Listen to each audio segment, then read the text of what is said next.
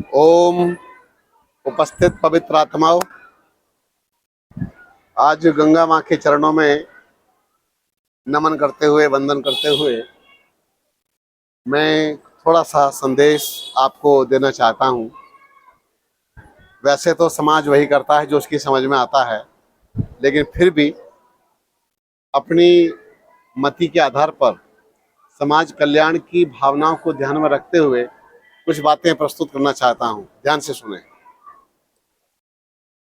हम सबसे पहले अपने जितने भी तीर्थ स्थान हैं, हमारे महापुरुषों के स्थान हैं, उन सबको सुरक्षित बनाएं, क्योंकि तीर्थ भी सुरक्षित नहीं होते जा रहे। पहले तीर्थों में अंडा, मांस, शराब आदि ये सब नहीं होता था, लेकिन आज मैं देखता हूं ये स्थान भी सुरक्षित नहीं है। इनकी पवित्रता रही कहाँ? जो इस प्रवृत्ति के लोग हैं, जिनको खाना पीना है, उनको तो ऐसे स्थानों पर आना ही नहीं चाहिए, और आना है तो संकल्प लेना चाहिए, व्रत लेना चाहिए।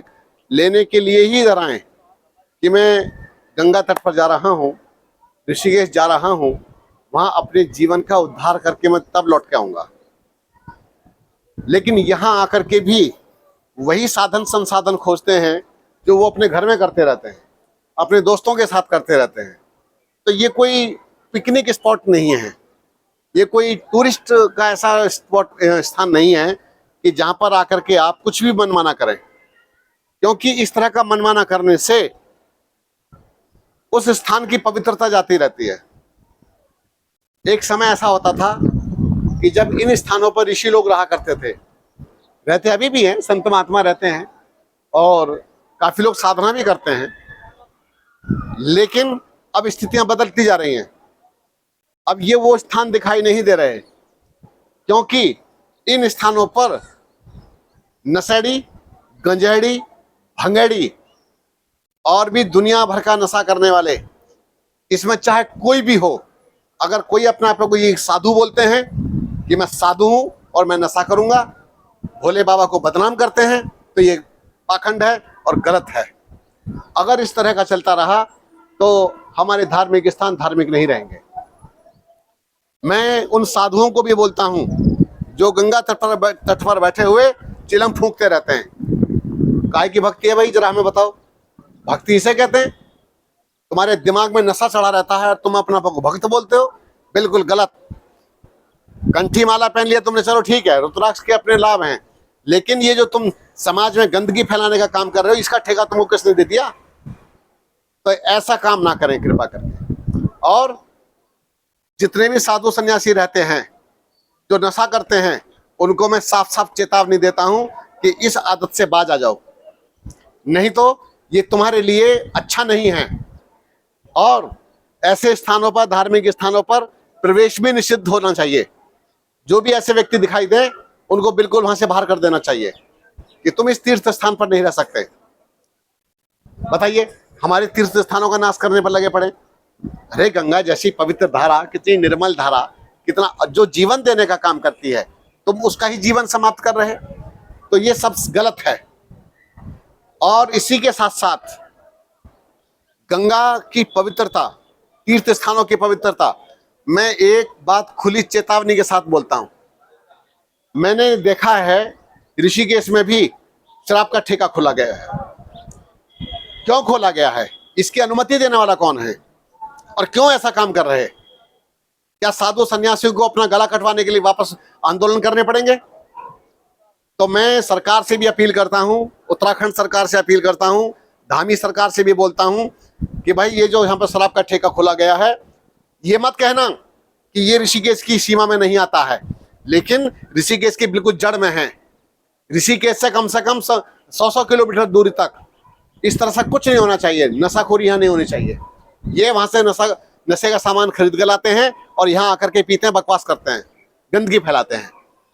और पूरी चेकिंग होनी चाहिए, तब जाकर के कुछ सुरक्षा हो सकती है। तो सरकार से निवेदन मेरा यही है कि जो बुराइयां हैं, जो गलत हैं, उनको ध्वस्त करने का काम करें। धामी सरकार बहुत अच्छी है, मैं इसका कोई विरोध नहीं कर रहा, लेकिन आपको और एक्शन लेने पड़ेंगे, आपको और नई तरीके से मजबूती से कदम उठाने पड़ेंगे, क्योंकि उत्तराखंड देवभूमि है। देवभूमि को असुर भूमि बनने से रोकना होगा। आज मैं देखता हूं पूरे उत्तराखंड को घेरा जा रहा है, गुंडे, बदमाश, मवाली और उटपटांग लोग, मलेच्छ लोग, गंदे गंदे लोग घेर रहे हैं उत्तराखंड को। और उत्तराखंड देवभूमि को हमें मुक्त करना होगा, हर तरह से मुक्त करना होगा, तो तभी जाकर के लगेगा कि हमने अपने देश का कुछ काम किया है। तो मैं देश के नौजवानों से भी कहना चाहता हूं और उत्तराखंड के नौजवानों से भी विशेष रूप से कहना चाहता हूं, आप लोग सज्ज हों, तैयार हों, कमर कसें और सरकार का साथ देवें।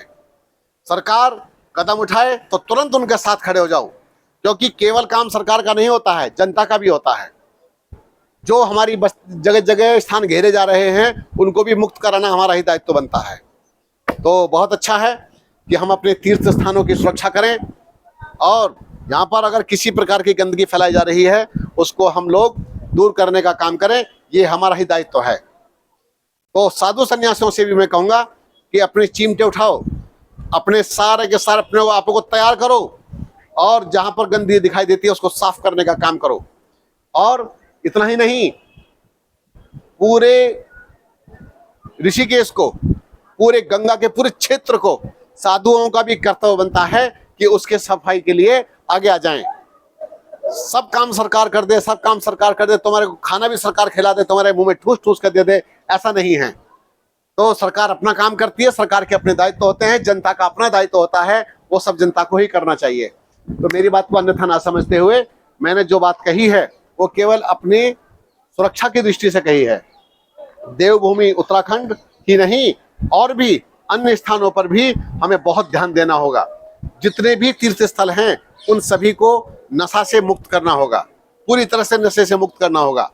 चाहे वो काशी विश्वनाथ हो, चाहे मथुरा नगरी हो, वृंदावन हो। और मैं देखता हूँ अगर चिढ़ना है तो चिढ़ो, मुझे मारना है तो मार डालो, मुझे मेरे साथ जो करना है कर डालो, उसकी मुझे चिंता नहीं है। मैं पूरी तरह से निष्कलंक, निश्चल, निष्कपट होकर के ये सारी बातें कह रहा हूँ, निडर होकर के कह रहा हूँ। तो वृंदावन के मंदिरों में भी मैंने देखा है कि कई लोग, गोसाई लोग, ये गुटखा मुंह में चबा चबा करके वहां पर घूम रहे होते हैं। बिल्कुल गलत। कोई भी व्यक्ति नशा करके बिल्कुल नहीं घूमेगा और बिल्कुल वहां पर प्रवेश नहीं करेगा। निषिद्ध कर देना चाहिए हर बातों को। तो गलत गलत होता है, गलत का पूरी तरह से हमको बहिष्कार करना है, विरोध करना है, हर तरह से करना है। क्योंकि बुराई बढ़ती कब है? जब हम बुराई के समर्थन में आ जाते हैं। बुराई बढ़ती तभी है जब हम बुराई के समर्थन में आ जाते हैं। अगर हम बुराई का समर्थन नहीं करेंगे, बुराई का विरोध करेंगे, तो बुराई के पैर उखड़ने शुरू हो जाएंगे। बहुत बहुत धन्यवाद, बहुत बहुत शुक्रिया। ओम शांति। धन्यवाद।